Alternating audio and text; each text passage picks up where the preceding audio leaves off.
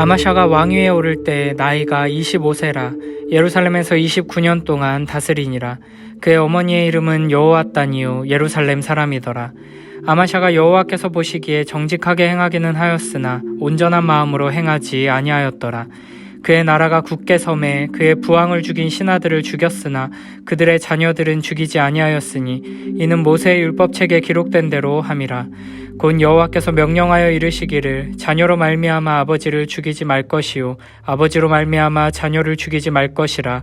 오직 각 사람은 자기의 죄로 말미암아 죽을 것이니라 하셨더라.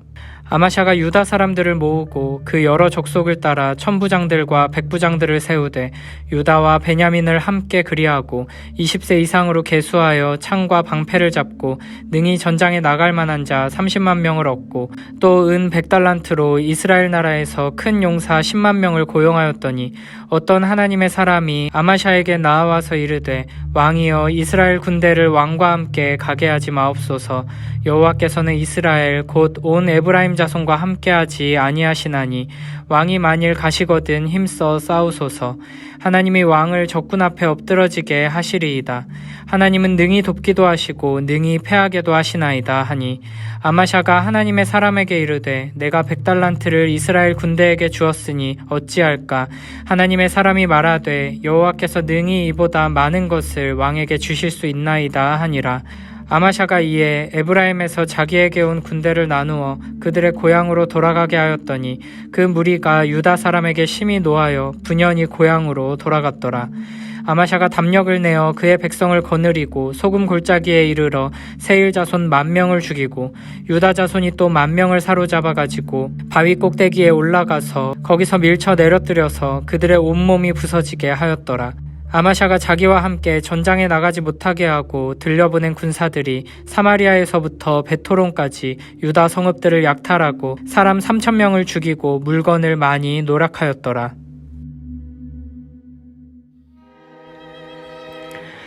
요아스의 뒤를 이어 아마샤가 25살에 유다의 8번째 왕이 되어 29년간 다스렸습니다. 아마샤의 통치기간 대부분은 아마샤와 그의 아들 우시야의 공동 통치로 계산됩니다. 2절 말씀은 아마샤의 인생 전체를 요약하는 평가입니다. 아마샤가 여호와께서 보시기에 정직하게 행하기는 하였으나 온전한 마음으로 행하지 아니하였더라. 3절에 보면 아마샤는 그의 나라가 굳게 서게 되자 아버지를 죽인 반역자들을 처단하게 됩니다. 24장 26절에 나오는 암몬 여인 시므아세 아들 사밧과 모압 여인 시므리세 아들 여호사밧입니다. 그러나 이 반역자들의 자녀들은 죽이지 않았습니다.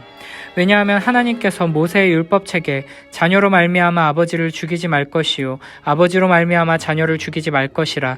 오직 각 사람은 자기의 죄로 말미암아 죽을 것이니라 라고 명령하셨기 때문입니다. 왕권을 더욱 견고하게 하기 위해서는 반역을 저지른 당사자뿐 아니라 관련된 자들이나 그 가족까지도 죽이는 것이 이방 왕들이 행하는 일반적인 방식이었습니다. 그러나 아마샤는 세상의 방식을 따르지 않고 신명기 24장 16절에 하나님 말씀을 따라 반역자들을 처단하되 그들의 자녀는 죽이지 않았습니다. 이렇게 아마샤의 행동은 정직했습니다. 하나님의 말씀대로 하나님께서 기뻐하시는 순종을 행했다는 것입니다. 그러나 문제는 그러한 그의 행위들이 하나님을 사랑하는 마음에서 나온 것이 아니라는 것입니다. 세상 법은 그 사람의 행동에 대해 판단하고 겉으로 드러난 행동을 기준으로 처벌합니다. 그러나 여호와 하나님께서는 사람의 마음을 감찰하시는 분이십니다. 하나님께서는 우리의 삶에 겉으로 드러난 행동만이 아니라 깊은 곳에 숨겨져 있는 마음과 생각을 보고 판단하시는 것입니다. 그래서 겉으로 보기에는 아무리 하나님의 명령에 잘 순종하고 선한 행위를 많이 한다고 해도 그 속에 온전한 마음이 없다면 하나님께서는 기쁘게 받지 않으십니다. 하나님 앞에서 착한 척, 믿는 척, 순종하는 척 하는 것은 아무 소용이 없습니다. 내 주변 사람들은 감쪽같이 속일 수 있을지 모르고 심지어는 나 자신도 속일 수 있을지 모르지만 하나님은 속일 수 없습니다. 하나님을 사랑하는 마음으로, 은혜에 감사하는 마음으로, 하나님을 경외하는 마음으로 순종하며 행하지 않는다면 그 순종은 위선이 될 수 있습니다. 그러므로 우리는 법과 규칙으로 나를 올가매면서 나의 행위를 통제하는 방식으로 나를 변화시키려는 어리석은 시도를 끝내야 합니다. 우리의 삶에서 실천할 수 있는 실제적인 목표를 세우고 그 목표대로 행하기 위해 여러 가지 장치들을 활용하는 것이 전혀 무의미한 노력이라는 것은 아닙니다. 그러나 무엇보다 중요한 것은 우리의 마음이며 우리의 마음이 먼저 온전해지고 거기서부터 나오는 순종이어야 하나님께서 기뻐 받으신다는 것을 잊지 말아야 한다는 것입니다.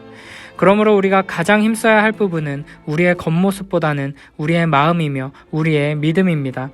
그리고 이 마음의 변화, 믿음의 회복은 하나님의 말씀을 듣는 데서 나오고 매일매일 말씀을 붙들고 엎드려 기도하며 삶에서 말씀을 묵상하며 살아내기 위해 몸부림치는 과정에서부터 시작합니다.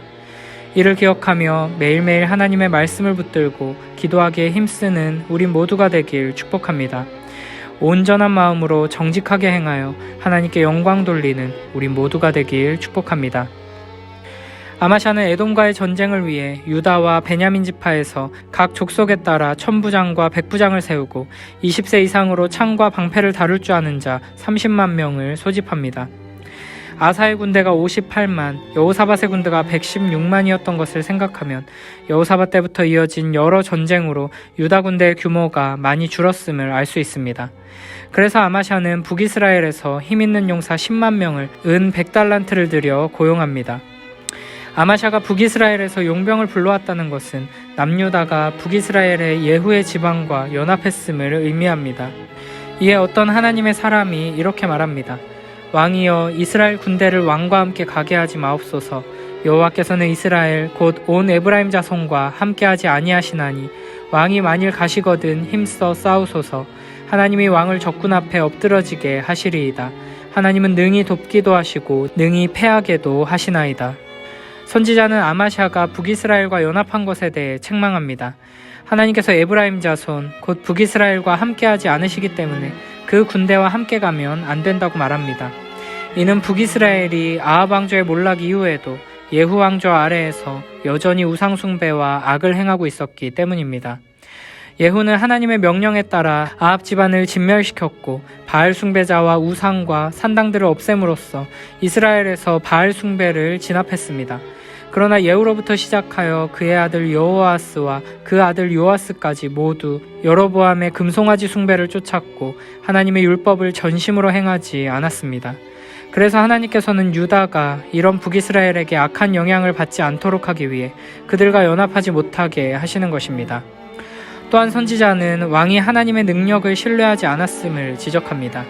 8절에서 선지자는 스스로 가서 전쟁을 벌이고 용기를 내라고 말합니다. 이는 하나님께서 싫어하시는데도 만약 전쟁에 나가려고 한다면 스스로 가야 하고 스스로의 힘으로 싸워야 한다는 말입니다. 그리고 그렇게 되면 하나님께서 왕을 적군 앞에서 걸려 넘어지게 하실 것이라고 경고합니다. 하나님께는 도울 힘뿐 아니라 걸려 넘어지게 할 능력도 있음을 기억하라는 것입니다. 그러자 아마샤는 이미 북이스라엘에서 용병을 불러들이기 위해 100달란트라는 거금을 썼는데 어찌해야 될지 물어봅니다. 이에 선지자는 단호하게 여호와께서 능히 이보다 많은 것을 왕에게 주실 수 있나이다 라고 말합니다.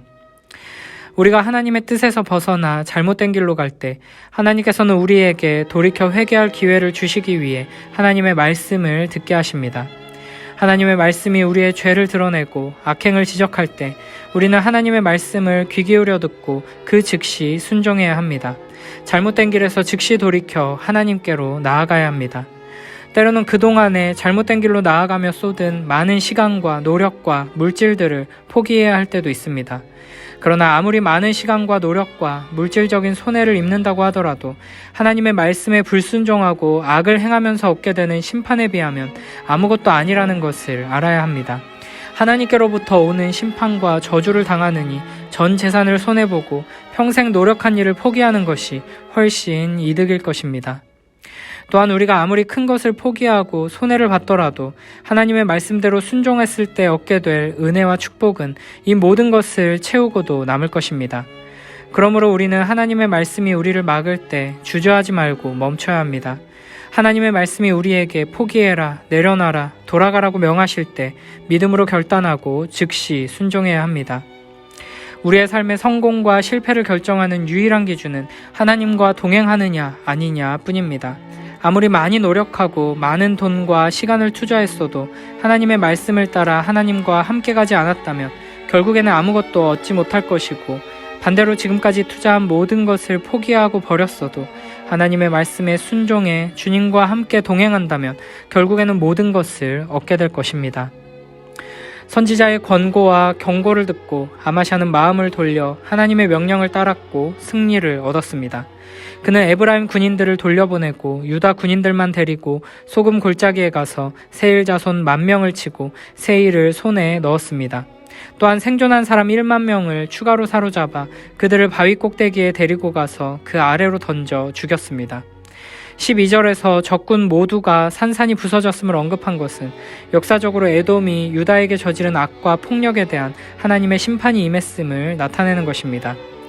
포로에서 돌아온 역대기의 1차 독자들의 입장에서 보면 에돔은 유다가 바벨론의 침략으로 멸망당할 때 바벨론의 동맹군이 되어 유다를 침략한 자들입니다. 에돔은 예루살렘을 그 기초까지 헐어버리라고 조롱하기도 했습니다.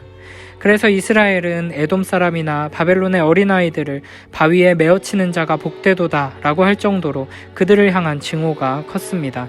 한편 아마샤가 세일 자손을 치는 동안 북이스라엘 군인들은 유다 백성을 쳤습니다. 아마샤로부터 돌아가라는 명을 받은 북이스라엘 용병들은 전쟁에 나가 전리품을 얻을 기회를 놓쳤으므로 심히 화가 났습니다.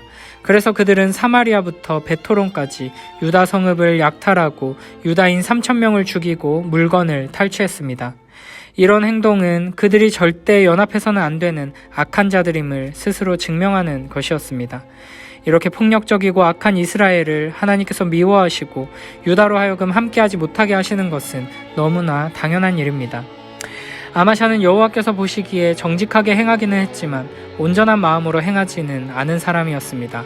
그럼에도 불구하고 하나님의 말씀에 따라 순종하며 손해를 감수하고 믿음으로 나아가자 하나님께서는 약속하신 대로 승리를 허락해 주시고 복을 주셨습니다. 우리의 삶 속에도 하나님의 말씀으로 잘못을 지적받고 회개하며 돌이키는 은혜가 임하게 되길 축복합니다.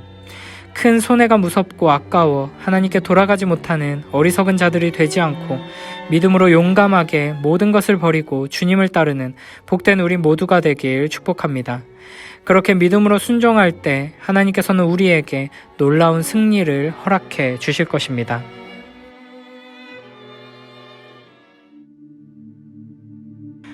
아마샤는 25세에 왕위에 올라 예루살렘에서 29년을 통치하였다. 그리고 그의 어머니는 예루살렘 사람 여호아단이었다. 아마샤는 여호와께서 보시기에 옳은 일을 하였으나 전심전력으로 하지는 않았다. 그는 세력 기반을 튼튼하게 굳힌 다음 자기 아버지를 살해한 신하들을 처형시켰다. 그러나 아마샤가 그들의 자녀는 죽이지 않았는데 이것은 모세의 율법책에 기록된 대로 부모는 자녀의 죄 때문에 죽어서는 안 되며 자녀도 부모의 죄 때문에 죽는 일이 있어서는 안 되고 모든 사람들은 각자 자기 죄에 대해서만 그 대가를 치러야 한다는 여호와의 명령에 그가 순종하였기 때문이었다. 아마샤는 유다와 베냐민 지파 사람들을 모아 군부대를 조직하고 그들이 속해 있는 집안에 따라 1,000명으로 구성된 부대와 100명으로 구성된 부대에 각 지휘관을 세웠다.